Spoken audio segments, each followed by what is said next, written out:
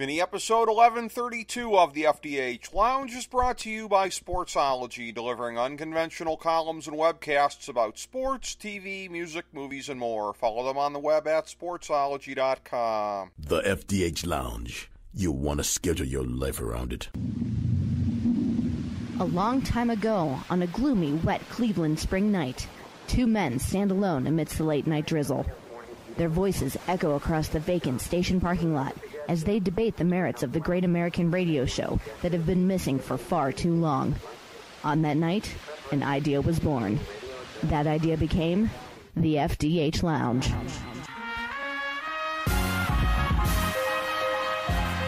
Welcome to the FDH Lounge. Hello, everyone. Welcome to FDH Lounge, mini episode number 1132. This is FDH Managing Partner Rick Morris here. We have an outstanding guest with us here today. And again, on the show where nothing is off topic, rarely do we get a chance with our back-to-back guests here to really sort of show off the scope of things. But we happen to get to do that when you look at 1131 and today with 1132. Our last mini episode, William Cohen, great best-selling author. Four Friends, his most recent book. You should definitely go out and get that. Great book about JFK Jr. and some of the other rich and famous cohorts who unfortunately met an untimely demise. So we go from a best-selling author to a man who has sold out arenas from coast to coast. One half of the World Tag Team Champions in the NWA, when that meant something. And I'm really almost dating myself by talking about when that was a money-drawing type of deal. But we've not had this gentleman on the show previously, but many of the guys he used to work with back in the day, from Loverboy Dennis to Beautiful Bobby, JJ, Jim Cornette, Lex and Nikita, Tully Blanchard, Jake the Snake Roberts, and we are so privileged to be able to add this man to the list and to be able to have a conversation with him today. I speak, of course, of the legendary Ricky Morton, one half of the Rock and Roll Express. Ricky, welcome to the FDH Lounge, sir. A true pleasure to get you in. How are you today, sir? Buddy, listen, thank you for having me on your show. And what I really want to let everybody understand and know that I am a country boy. So if some of the things you don't understand when I'm saying, because I do speak Swahili. No, I'm just saying, buddy. No, this accent I got, people go, God, where's he from? No, I usually tell people I'm from New York, but I'm down here in the hills of Tennessee, and just to tell you the truth, man, if I have a bad day, it's my own fault. And I don't know if it's because I got older and mellowed out or the medications the doctor put me on. Mm-hmm. No, I'm just kidding there, too. Thank you, man. Well, thank you for letting me be on your show, okay? Hey, it's a pleasure, Ricky. And again, I think a lot of folks out there, like myself, probably go back to about 1985 with you. That was the case for me when you started appearing on the Superstation every Saturday night at 6:05. And coming on there, your big national exposure at that point in time after a successful run in Mid-South, coming over to work in World Championship Wrestling, and again, getting to reprise that excellent feud that you guys had with the Midnight Express. They're the team, of course, that everyone most thinks of when they think about you guys, such that it was natural for Jim Cornette to induct you guys into the WWE Hall of Fame 2 years ago. And again, just people talk about this all the time with wrestling, of the chemistry and of your opponents and who you can work with, and not everybody has it. You don't have it with every team they're in there with, but when people talk about chemistry in pro wrestling, Midnights and Rock and Rolls is probably just about at the top of anybody's list. Man, we're talking about the good old days. Yeah. You know, and seriously, man, this is one of the greatest, I think, feuds ever in professional wrestling. And it was at the time, too, when, you see, since 1985, I have watched this business change 12 different times. But at that moment, it was at the business when it was really changing. You were going from all the territories to the bigger territories. And understand me, like you just said, we left Bill Watts, but then there was Crockett. Vince McMahon was building his dynasty, and then it was at the time. And another thing too is our business was so sacred. Not everybody knew, and what I liked about it too. Even at our shows, we didn't even know the finishes to our matches until you got into the ring. It was, it was it was a whole different time, and I always call it back when wrestling was real, and it was a part that our business was just so sacred, and everybody that walked up to you and shook your hand, it wasn't a professional wrestler, or think they are, and I love that part, the Midnight Express, the Rock and Roll Express, Jimmy Cornette, you know, the best. I mean, he's the only guy in the world that nobody could ever beat him in a verbal fight. You know, he's unbelievable, buddy. He really is. You know, and you talk about the business, and again, I want to get thoughts on your career. We're going to talk about your school also as well and the things that you have going on. But what I also want to do is pick your brain about the business of pro wrestling. And since you mention it and since you talk about it as far as the landscape of the 1980s and the way that it was sort of already consolidating by the time you got to TBS in 85, and eventually it was moving towards the NWA versus the WWF, and the other promotions were kind of fading away. I almost get a sense now with the launch of AEW coming up that, to me, it almost feels like it's the 80s in reverse right now, that we're getting sort of a broadening of the landscape because, you know, Vince, by and large, was the only game in town for a long, long time. You did have TNA, you had some other things around the margins, but the last couple of years, whether it be streaming, the way that the independents have really taken off, and now AEW is in the mix, New Japan is making more of a foothold in this country. Do you get the sense that we're looking at a broadening of the landscape and a sort of reverse of that consolidation? You know, I sort of do. And a while ago you made a comment, and I want to say this. Really understand me. I'm not trying to be a smart aleck. Sure. Or anything, but you said something about picking my brain. Uh-huh. You know, listen to me. This is the way I look at that. Okay. It's not the part about me picking my brain. It's the part about me getting into your brain and making you understand yes. what I'm saying. And I'm being really truthful there. Mm-hmm. You know, I meet a lot of people that want to know something about our business, but before I can explain my business to you, you have to understand it. Yes. And I really got that. Yeah, you had a independence fair. And see, a lot of guys don't even understand this. You know, Robert and I, yes, we worked on top for Jimmy Crockett. We worked on top for Bill Watts. But remember, we made them rich. Yes. They didn't make us rich. Yes. I paved the roads for our business, and I think I did for these guys to make millions of dollars. And he was saying how the independents has come up and grown. And I'm telling you guys, I am 63 years old, and I make more money now on the independent circuit than I ever made on top in any territory I ever been in. Wow. And that's still not making a lot. You hear what I'm saying? Sure. My biggest year in the business was $125,000. But you got to understand, and I'm not blaming nobody. And this is why I really, you know, my son wants to be a wrestler, but you have to get your education first. My youngest son does. I mean, because that was my fault. I wasn't educated enough to know that they were really putting it to me more, and to understand. And plus, just being a young cocky kid, didn't want to do that. But man, this is the greatest business in the world. I think AEW. Let me tell you, brother, this is the best thing in the world that's for our business because Vince don't have a monopoly on everything. You know, if you listen, and I go to these places, and every time I see this, all the boys, it's like they're walking on crackers. You understand me? Yeah. They're worried about this or who says. Dude, this is about a business, and it takes everybody to be a part of it. And it's great. You know, I love what these guys are doing. You see, because you know why? Because in my whole life in this business, I always stood up for the boys. That was one of my downfalls in the business. Yes, they came first. I wasn't an office type guy. Well, here I am, 63 years old, and I damn sure ain't going to change now. I am for the boys, and what they're doing is great. It gives a lot more of the people in our business that has busted their behinds and didn't get nothing because somebody didn't like what they liked. We got a lot of opportunities now for a lot more people, and that includes TNA too. Ring of Honor. You just mentioned about New Japan doing their tours. Robert and I are going to be in Boston, New York City, and Philadelphia for Ring of Honor. I mean, not Ring of Honor, for New Japan. I don't know if I'm supposed to say anything about that yet, but we're going to be on their shows. Robert And next weekend. This weekend we're going to be up in Virginia, right outside. We're going to be at Dinwiddie and Colonial Heights. But the following weekend we're in Center Stage in Atlanta, Georgia for Ring of Honor. Got Sunday, Nashville, Tennessee, my hometown. So, see, now but you understanding that I'm still out there on the road, and I'm not out here. I'm not out on the road to impress anybody. I'm not out on the road trying to get hired by WWE or AEW.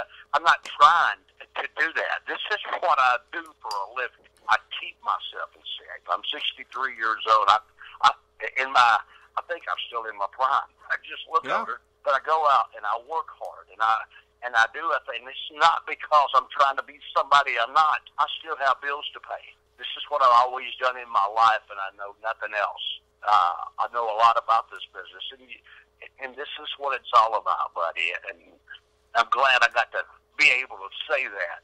Yeah. Off the thing you said earlier. Oh, yeah. Well, that's really good insight, Ricky. And I will say, too, one of the things that I think people respect about you and the career that you've had is that, and again, I've read and seen some things here as far as your teaching philosophy at your school. I saw the video that you did when you were working at the WWE Performance Center coaching the kids, and that you're very strong on coaching the fundamentals and being about the fundamentals. But you were joking about it before about being at your best at your age. You have the athleticism, as the world knows by now, to still do a Canadian Destroyer in the year 2019. I understand. I believe that was WrestleMania week when you broke that out. So it's remarkable that, again, that you can do that. You got the athleticism. You always had the athleticism back in the day, but grounded in the fundamentals. And fundamentals, that's what you got to teach these kids because, and it's been the way for at least 30 or 40 years. You watch it on TV, you think it's all about the spectacular moves, but it don't mean anything unless you can string a match together. Well, you got that exactly right. We was mentioning earlier, and I'm going ahead and plug it now. If you go on Facebook, School of Morton. Now I have live YouTube shows that come on my School of Morton from my school. It's not about me. You hardly ever see me on the show. If it is, it's at the opening, or it's just a little video they're showing because I teach guys now. One of the great ones for the New Japan is Chase Owens in the Bullet Club. He's one of my boys that come from my school. Do you have a new upcomer, man? His name's Luscious Lawrence. He's going to be at the Ring of Honor shows that I'm on. It's what I don't teach them. It's great, but the art of our business is lost now. It's not being able. See, I was a baby face that sewed, and when I sewed, and they got the heat on me, I told a story to give Robert the hot tag and to go into the finish. And that's one thing that I really learned from Dusty Rhodes. Being there, I studied Dusty. Before we did angles, I'd sit down, and this is the reason a lot of bookers used themselves in their angles. It's because they knew what they wanted in their head, but they really couldn't get the guys in the business to understand what they're doing. And Dusty, and I got to say that he liked that. I understood what we were trying to do because, dude, I love this wrestling business, and I still love it. It's about that art of telling the story, having read psychology. See, it's a lost art. I'll go, I'll watch these guys now, man, and one thing, well, I'll just go ahead and say it. One hot spot just goes to another hot spot. It don't mean nothing. A lot of times you can watch TV and one of the wrestlers is going to do a big move because there's 20 people on the floor to catch him. And I'm not trying to be mean. It's great. But when they learn how to tell that story and then put that big flying thing in there where it means something, that's really where they're really going to blow the roof off the buildings. That's where they're really going to get their ratings. It's like any business. I live here in Bristol, Tennessee. They have the NASCAR race here in town this weekend. And I was a big NASCAR fan, but now it's got to the same point. And I'm telling you, I don't know who's who in wrestling business. Everybody's got the same beard. Everybody's got the same haircut. Everybody wears the same things. They're just different color. I'm looking for that great character, that one great character. That's the reason Undertaker's so over. He's that great character that's different from everybody else. And plus, he can still work. See, I like that. And that's when I look at people. It's, the people that are creative and writing, you got to learn. It's a lot more to it than just going out and doing high spots. You got to make, you remember we'd be on TBS and one of our matches, the TV would go off and we're still at our match. Yep. And the people wouldn't know what happened in that match to the next Saturday night. Yeah. At the ending of it. So they don't do that no more. They try to squeeze a 20-minute wrestling match into 5 minutes, and you can't do that. You've got to know who your top boys are, and it takes the underneath boys to put those top boys, and then vice versa. Every which way it goes, any way you get to go, everything's got to mean something. And if it don't, it's not. And I'm starting to see that a lot. I watched the new show the other day.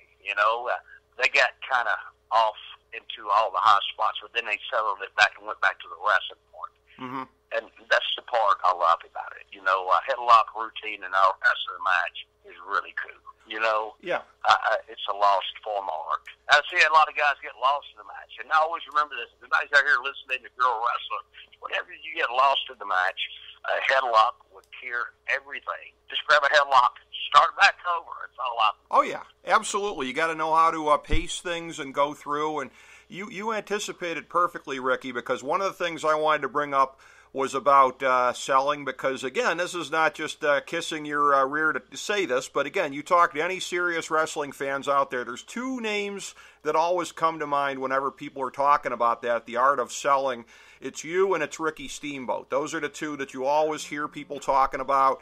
And ultimately, there's another guy these days that you're hearing among the young guys that a lot of people have had a lot of buzz about, and that would be somebody from my hometown of Cleveland, Johnny Gargano, who has been pretty much at the forefront of the main event scene in NXT the last 2 years. And as far as being a guy that a lot of people say is sort of following in the footsteps of you and Steamboat in that regard, I'm just curious if you've gotten a chance to really kind of check out any of his matches, any of the stuff that he does, and if you have any thoughts on how he's trying to carry the torch today. Listen to me, fella, in this business here, I know who everybody is. Sure. They might not know me. I watch everything. Okay. I know who's coming up, and I know what they're doing. Mm-hmm. Sometimes in the business you get to tell Johnny's really great. You hear me? Really great. He's Mm-hmm. learning, but see, you have to be where you're doing this every day. The future lies in front of it. You know what I'm saying? Uh-huh. In our business, you have to be at the right place at the right time, and whatever they throw at you, you got to be ready to do it. He's there. He's already there.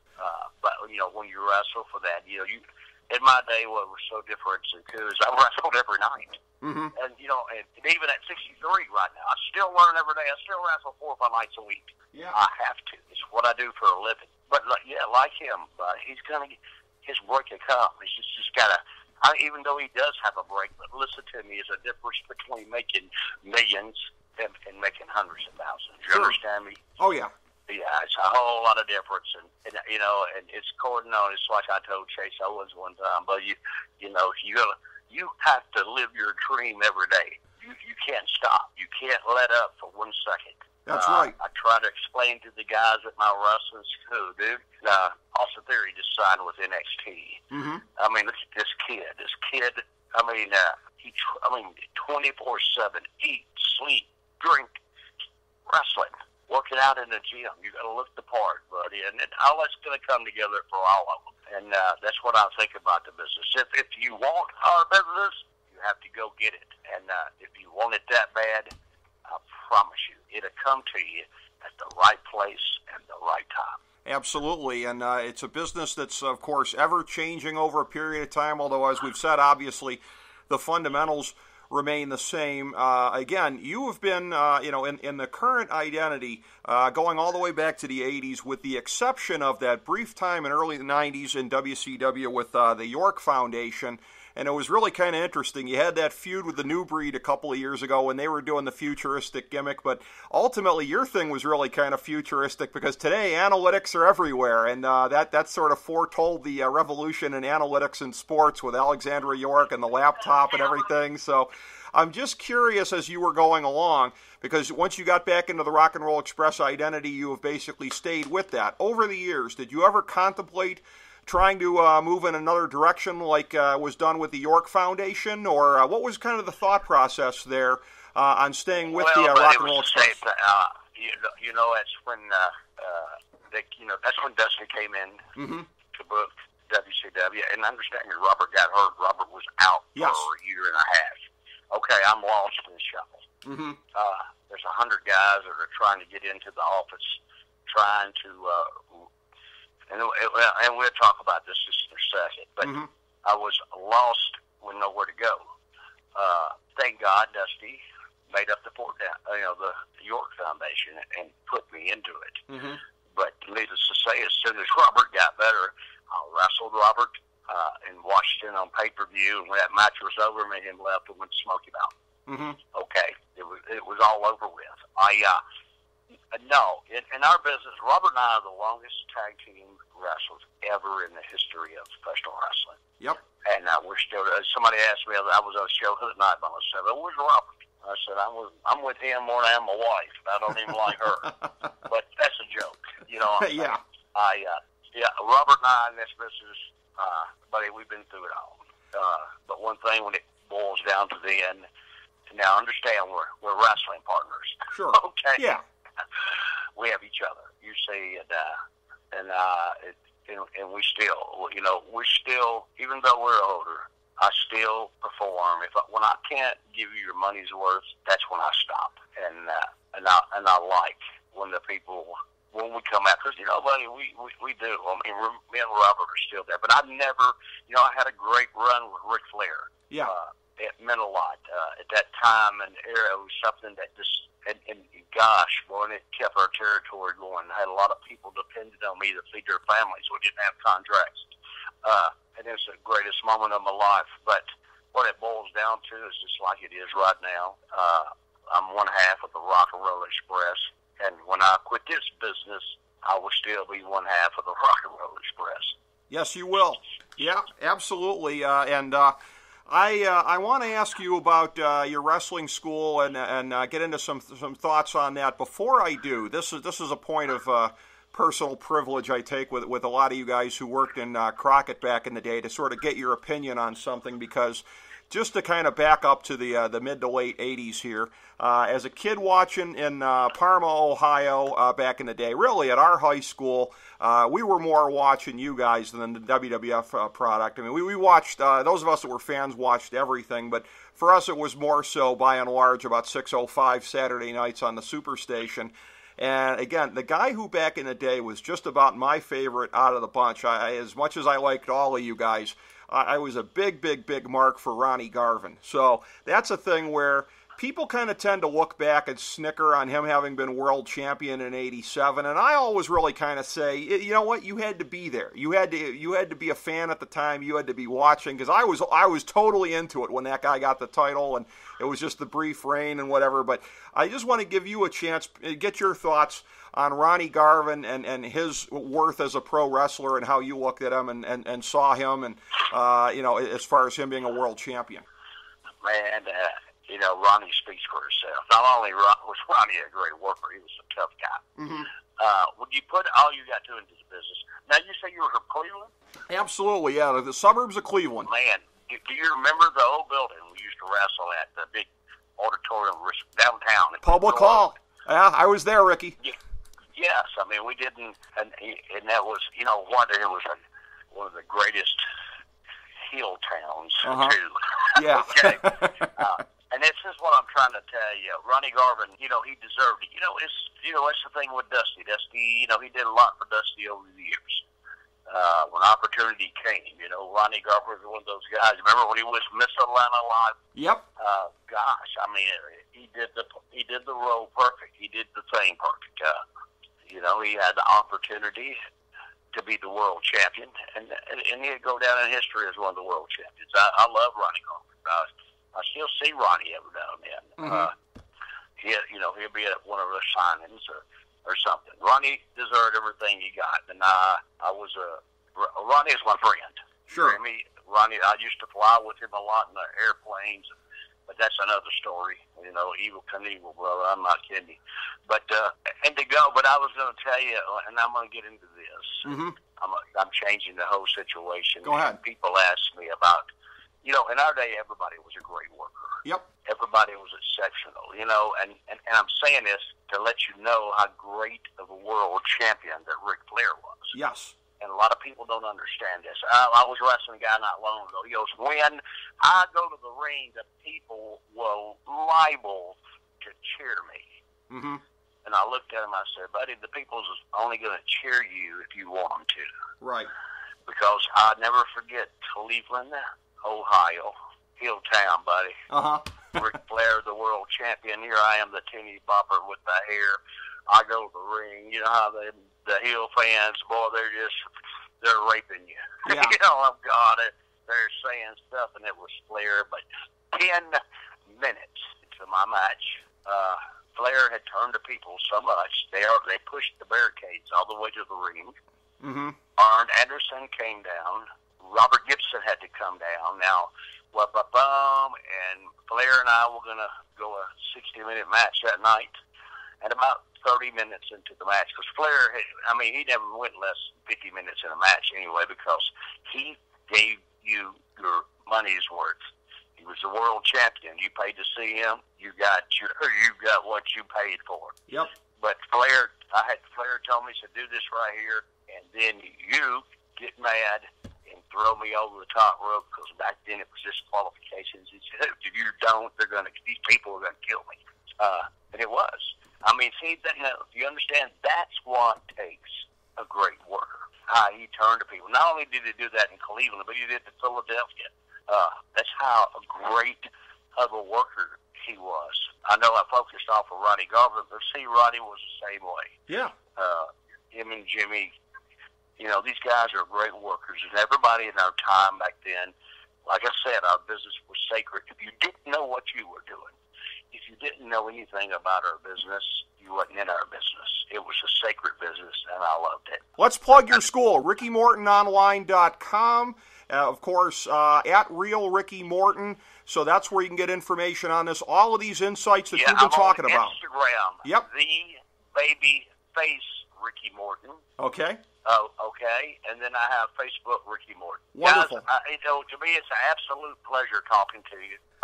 I love to talk wrestling. I love to do your show again. I'm sorry I have to cut you off. Sure. Thank you. Thank you so much for your time, Ricky. I really appreciate it. I really appreciate you being on. Thank you. We'll do it again. Thank you so much, sir. You have my phone number? Yes, sir. Just get in touch with me, and I would really love to come back on your show again. Yes. To announce, and all of you guys out there, man, keep rocking. If there's an independent show, any kind of wrestling show, go see it, because without your fans, without everybody out there, our business wouldn't exist. We couldn't be there unless you come. Thank you. Have a good night. Ricky. God bless you all. Thank you. God bless, Ricky. Thank you, everybody, for tuning in. As we bring the show to a close, we would like to extend our deepest gratitude to NBC, CBS, ABC, Fox, all Clear Channel affiliates, TNT, TBS, USA, UPN, Deadspin.com, YouTube.com, YTMND.com, MySpace.com, various blogs, Fox News, CNN, CNBC, MSNBC, IamBoard.com, Billboard.com, Google.com, ESPN, ESPN2, ESPN News, ESPN Classic, NBA TV, NFL Network, Sports Time Ohio, Athlon Magazine, Comedy Central, Cartoon Network, The Boomerang Channel, QVC, BET, The Spice Channel, Steno Notebooks, Manwich, Papermate Office Supplies, waitresses, strippers, bartenders, garbage men, janitors, microwave popcorn, the writers of The Office, Scrubs, Entourage, My Name is Earl, Oz, Metalocalypse and the Boondocks, Aquafina, and the Periodic Table of Elements.